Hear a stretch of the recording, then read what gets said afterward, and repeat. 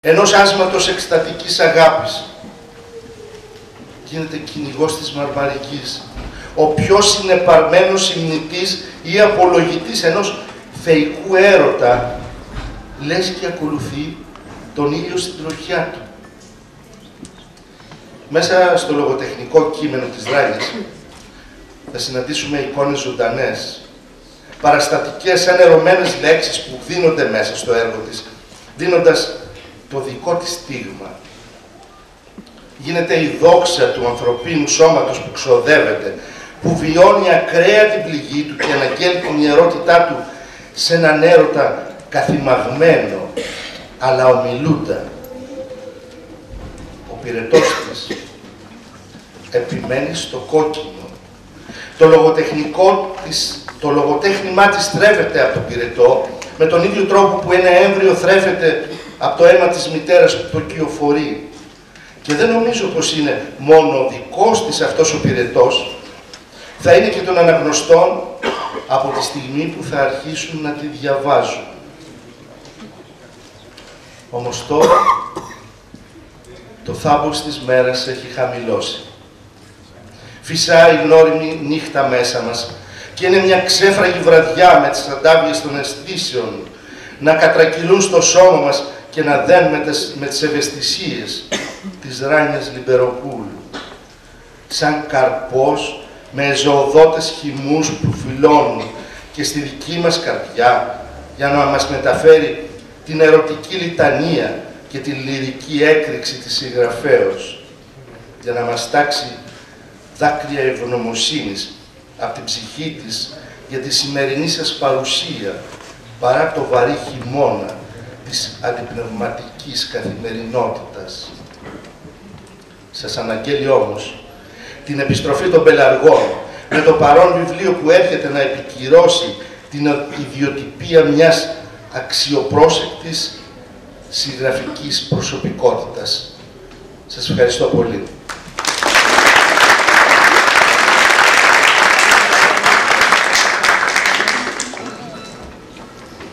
Σε αυτό το σημείο να σημειώσουμε και πάλι ότι όλη η εκδήλωση τελεί υπό την αιγίδα του Δημοτικού Πνευματικού Κέντρου Καλαμάτας. Σας ευχαριστούμε και πάλι που ήρθατε όλοι εδώ. Αναγνωρίζω πάρα πολλά πρόσωπα, πολλούς δημοτικούς συμβούλους και πρώην και νυν, αρχηγούς συνδυασμών, κομμάτων. Όπως κοντά μας έχουμε και τον αρχηγό του συνδυασμού Ανοιχτός Δήμος Ενεργοί Πολίτες, τον κύριο Μανώλη Μάκαρη, όπου θα τον παρακαλούσα να έρθει να πει και λίγο λόγια και μας τη Ράνια Λιμπεροπούλου.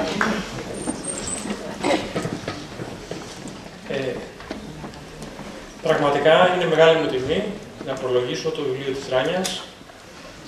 Η Ράνια Λιμπεροπούλου συμμετείχε ενεργά στον συνδυασμό μας και αποτελεί ένα πραγματικό κεφάλαιο για την πόλη μας.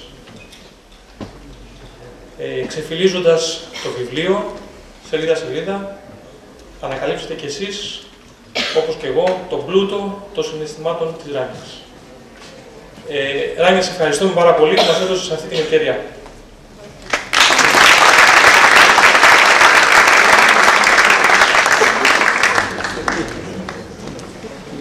Τον λόγο παίρνει ο κύριος Αθανάσιος Καραβίνης, εκπαιδευτικός στο 19ο Δημοτικό Σχολείο Καλαμάτας. Θα ήθελα και εγώ να σας ευχαριστήσω για την παρουσία σας στο Πνευματικό Κέντρο Καλαμάτας. Στην παρουσίαση του βιβλίου της Ράνιας Λιμπεροπούλου με τίτλο «Η ζωή δεν σταματά στο χθες». Θα αναφερθώ σαν ένας απλός αναγνώστης, ο οποίος διάβασε το βιβλίο, και θα πάω πρώτα στον τίτλο «Η ζωή δεν σταματά στο χθες». Ο τίτλος θα έλεγα ότι είναι σοφός, αλλά συνάμα και διαχρονικός, γιατί η ζωή συνεχίζεται, ό,τι και να μας συμβεί στη ζωή μας, όπως αρρώστιες, απώλειες άνθρωπου, ατυχήματα, ερωτικές απογοητεύσεις. Όλα αυτά δεν είναι ικανά να σταματήσουν τη ζωή. Τις πηγές τις γιατρεύει ο χρόνος και η Ράνια μας δίνει ένα μήνυμα ότι πρέπει να κοιτάζουμε μπροστά. Βέβαια, θα αναφερθώ στην κεντρική ηρωίδα. Το βιβλίο έχει ως κεντρική ηρωίδα μια κοπέλα, την Νάνση. Βλέπουμε την κεντρική ηρωίδα μέσα στο βιβλίο να ζει ένα μεγάλο εφηβικό έρωτα και να αμφιταλαντεύεται ανάμεσα σε δύο άντρες. Τον ώριμο Αλέξη και τον συνομιλικό της Πέτρα. Ο Αλέξης αντιπροσωπεύει το συναίσθημα, ενώ ο Πέτρος αντιπροσωπεύει τη λογική. Θα ήθελα να διαβάσω ένα χαρακτηριστικό απόσπασμα. Από τη μέρα που ήρθε ο καινούριος καθηγητής στο σχολείο, αυτό απέκτησε περισσότερο ενδιαφέρον, περισσότερη μορφιά. Ο Πέτρος πέρασε στο περιθώριο. Ο Αλέξης, με την όμορφη εμφάνιση και τη μεγάλη γοητεία του, κατέκτησε την καρδιά της Νάνσης. Όσο περνούσαν οι μέρες, οι εβδομάδες, οι μήνες και όσο περισσότερο τον γνώριζε η κοπέλα, τόσο περισσότερο ζητούσε την παρέα του, τόσο περισσότερο της άρεσαν τα μαθήματά του, τόσο περισσότερο διάβαζε για να την εντυπωσιάσει. Τον ερωτεύτηκε μόνο τη δύναμη των 18 χρόνων. Τα βράδια δεν κοιμόταν και σκεφτόταν τον Αλέξη αντί για τον Πέτρο. Και την ημέρα γινόταν όσο πιο όμορφη μπορούσε για να του αρέσει. Διάβαζε πολύ. Πολλά είδη βιβλίων για να ενημερώνεται και να μπορεί να συζητά μαζί του οτιδήποτε. Οι φίλες της, και πιο πολύ η Βέρα, της φώναζε να ξεκολλήσει και να μείνει με τον Πέτρο, που ήταν πιο κοντά στην ηλικία και τα ενδιαφέροντά της. Έρχιζαν περισσότερο σε όλα. Κυρίως όμως, γιατί αυτός τη λάτρευε. Δεν θα την πρόδιδε ποτέ. Ο Πέτρος, εκτός από σπουδαίος φίλος, ήταν και ανεκτήμητος δάσκαλος στον τομέα της μουσικής, η οποία επηρέαζε πολύ θετικά την Νάνση. Γιατί η μουσική εξευγενίζει τις ψυχές και φτιάχνει όμορφους ανθρώπους. Ο Αλέξης ήταν καθηγητής στο σχολείο, οπότε δεν υπήρχε περίπτωση, προς το παρόν τουλάχιστον, να γίνει κάτι με αυτόν. Και εκτός των άλλων, ήταν και πολύ μεγαλύτερός της. 17 ολόκληρα χρόνια. Άρα, ούτε στην ηλικία πέριαζαν. Μα η Νάνση δεν άκουγε τίποτα και κανέναν. Ο Αλέξης υπήρχε συνεχώς στη σκέψη της. Ο Αλέξης ερχόταν στον ύπνο της και τη συντρόφευε στα όνειρά της. Μόνο ο Αλέξης. Αυτή είναι όμως την αμφιταλάντευση, αυτή την ψυχική αμφιταλάντευση θα την ακολουθεί την Νάνση ακόμα και στην ενηλικίωσή της. Εδώ ο Αλέξης μας δείχνει ότι δεν είναι έτοιμος να ζήσει μαζί της. Πάντα κάνει πίσω. Ο Νίκ είναι σίγουρος για τα αισθήματά του και όλα όσα της λέει τα εννοεί. Μένει να δούμε κατά πόσο η ηρωίδα θα λειτουργήσει με το συναίσθημα, με τη λογική, με το συναίσθημα αν ενδώσει τον Αλέξη ή με την λογική αν προτιμήσει τον Νίκ και κατά πόσο η επιλογή της θα την κάνει ευτυχισμένη. Αλλά ένα χαρακτηριστικό απόσπασμα όσο αφορά την αμφιταλάντευση αυτή στην ενηλικίωσή της είναι το παρακάτω. Η Νάνση για άλλη μια φορά δεν μπόρεσε να σκεφτεί πόσο σπάνιος άνθρωπος ήταν στα αλήθεια. Πόση ευαισθησία και μεγαλείο ψυχής διέθετε, πόση υπομονή, πόσο κατανόηση, πόσο αγάπη, πόσο υπέροχος φίλος ήταν και πόσο θαυμάσιος σύντροφος αστεκόταν. Αισθανόταν πολύ όμορφα δίπλα του. Δεν ήθελε να τον χάσει από τη ζωή της. Αυτό το ήξερε καλά. Ο Αλέξης, από την άλλη, πόσο της έλειπε, πώς την έκανε να νιώθει μέσα στην αγκαλιά του, πόσο της έλειπαν τα φιλιά του, ο έρωτάς του. Τι έρωτας κι αυτός. Χωρίς αυτόν αισθανόταν λειψή και όλα τα συγχωρούσε. Δεν μπορούσε να του κρατήσει κακία για τίποτα.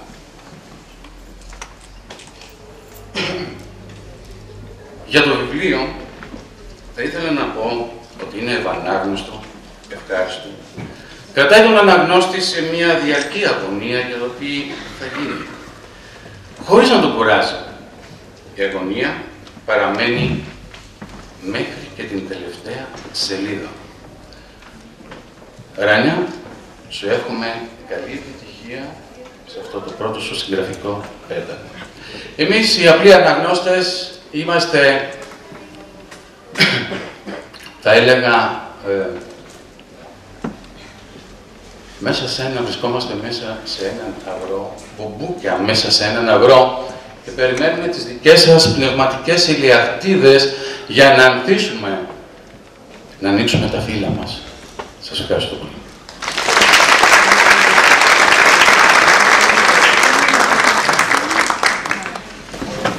Επόμενος ομιλητής μας είναι ο κύριος Θανάσης Παντές, δημοσιογράφος σε πολλά τοπικά μέσα μαζικής ενημέρωσης.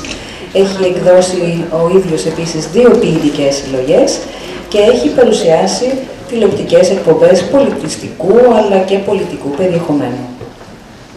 Καλησπέρα και από μένα. Σας ευχαριστούμε για την παρουσία σας εδώ απόψε. Ευχαριστώ τη Ράνια την Περοπούλου που μου έκανε την τιμή να μου ζητήσει να πω 2 λόγια για περισσότερο ενδεχομένως για το βιβλίο της. Να πω ότι μου δημιούργησε μία ηθική δέσμευση να ασχοληθώ επισταμένος με το περιεχόμενο του βιβλίου, για τον πολύ εγκάρδιο τρόπο που μου ζήτησε εξ αρχής να είμαι σε αυτή τη συντροφιά. Θα προσπαθήσω να ανταποκριθώ λοιπόν στην προτροπή της. Να σας πω κάποια πράγματα για αυτό το βιβλίο, αφού πρώτα σας πω ότι πολλά από αυτά που ενδεχομένως να έλεγα εγώ, τα είπαν οι προλαλήσαντες με έναν άλλον τρόπο. Θέλω να σταθώ στις πολύ ενδιαφέρουσες λυρικές εξάρσεις της κυρίας Μπουλούκου, του κυρίου Ταβουλάρη, την πολύ προσγειωμένη έως εντελώς γήινη, θα έλεγα, προσέγγιση του κυρίου Γαραπίνη, και να σας πω κάποια πράγματα για τον τρόπο που εγώ αντιλαμβάνομαι την ανάγνωση ενός λογοτεχνικού βιβλίου και στην προκειμένη περίπτωση του βιβλίου της Ράνιας. Το βιβλίο της Ράνιας Λιμπεροπούλου δεν είναι μυθιστόρημα. Για να σας εξηγήσω τι εννοώ με αυτό. Στην εποχή μας δεν γράφονται μυθιστορήματα. Γράφονται βιβλία ογκώδη με πάρα πολλές σελίδες, στα οποία κυριαρχεί μια ακατάσχετη φλιαρία, όπου οι ήρωες είναι ανύπαρκτοι. Δεν μπορούν να βγουν από το χαρτί και να υπάρξουν. Η Ράνια Λιμπεροπούλου κατάφερε σε αυτό το πρώτο της βιβλίο να αποφύγει αυτή την πολύ επικίνδυνη παγίδα. Έγραψε μια ιστορία που εξελίσσεται σε πολύ λίγες σχετικά σελίδες και προσπάθησε να ιχνογραφήσει χαρακτήρες που θα μπορούσαν να σταθούν και την επόμενη στιγμή δίπλα μας. Παρ' όλα αυτά, οι ηρωίδες της και οι ήρωές της, στην προκειμένη περίπτωση η πρωταγωνίστρια, η Νάνση, είναι το μόνο πρόσωπο μέσα σε αυτό το βιβλίο που θα μπορεί να ξεφύγει από τις σελίδες του και να το συναντήσουμε την επόμενη στιγμή δίπλα μας. Θέλω να πω ότι παραμένουν ήρωες στο χαρτί. Αυτό είναι από τα πολλά προβλήματα που αντιμετωπίζει η σημερινή λογοτεχνία. Δυστυχώς τα παραδείγματα του παρελθόντος δεν μπορούμε να τα προσεγγίσουμε, όσο νεωτερικές προσεγγίσεις και αν επιχειρήσουμε. Το επίτευγμα όμως της Ράνιας, γιατί περί επιτεύγματος πρόκειται, έγκυται στην αθωότητα με την οποία προσπάθησε να αφηγηθεί την ιστορία της. Και ομολογώ ότι αυτή η αθωότητα στη γραφή της με καθήλωσε να το διαβάσω το βιβλίο της από την πρώτη έως την τελευταία σελίδα. Και μάλιστα να το διαβάσω πριν καν το δω τυπωμένο, γιατί μου είχε κάνει την τιμή να μου το στείλει δαχτυλογραφημένο, ένα κείμενο το οποίο εγώ σπανίως διαβάζω δαχτυλογραφημένα κείμενα, εκτός και αν είναι για επαγγελματικούς λόγους. Το κείμενο αυτό λοιπόν της Ράνιας με καθήλωσε την πρώτη μέχρι την τελευταία σελίδα. Και υπάρχει εξήγηση γιατί. Γιατί η συγγραφέας έχει ιδιαίτερα ανεπτυγμένη την αίσθηση της αφήγησης. Με άλλα λόγια, μπορεί ήδη από το πρώτο της βιβλίο να ισχυριστεί ότι είναι αφηγήτρια. Και αυτό, ξέρετε, δεν είναι καθόλου εύκολο. Αν πάρουμε τα αμέτρητα, θλιβερά παραδείγματα της σύγχρονης λογοτεχνίας, σε εισαγωγικά η λέξη, αισθηματικών ιστοριών, θα δούμε πολλές γλυκανάλατες περιγραφές που λειτουργούν αποθητικά για τον αναγνώστη. Τον σκεπτόμενο αναγνώστη πάντα, για σε αυτόν αναγνώστη. Η Ράνια καταφέρνει λοιπόν να τα αποφύγει όλα αυτά. Καταφέρνει να περιγράψει την ιστορία της, να εντάξει τους ήρωές της στο πλαίσιο της αφήγησής της, να τους κάνει συμπαθείς ή αντιπαθείς ανάλογα τις περιστάσεις και να αφηγηθεί από την αρχή μέχρι το τέλος μια ολοκληρωμένη ιστορία που ομολογώ ότι το τέλος της ιστορίας, με αυτή την έντονη αίσθηση του χιούμορ, είναι αυτό που εμένα με κέρδισε. Η στιγμή που η μεγαλύτερη κόρη του μεγάλου έρωτα της Νάνσης, η Μέρη, που αποκαλύπτει ότι και αυτή έχει μια περιπέτεια μόλις λίγων ημερών, όπως ακριβώς ο πατέρας της με μια μαθητριά του. Και η τελευταία φράση με το ερωτηματικό ότι η ιστορία, εσύ δεν λες μπαμπά ότι η ιστορία επαναλαμβάνεται, ομολογουμένως αυτός ο υπενιγμός, απόλυτα ξεκάθαρος, μας δείχνει κάτι από την επόμενη ενδεχομένως δουλειά που από ό,τι ήδη έχω πληροφορηθεί, βρίσκεται στα σκαριά της Ράνιας. Με άλλα λόγια, μας κλείνει το μάτι με έναν πολύ διακριτικό τρόπο ότι στο επόμενο βιβλίο θα έχει να μας πει πολύ περισσότερα. Η ικανότητά της, η συγγραφική, που αυτή τη στιγμή είναι στα πρώτα της βήματα, μην γελιόμαστε, είναι μια προσπάθεια που νομίζω ότι αξίζει να την προσέξουμε εν ώψη του επικείμενου δεύτερου βιβλίου.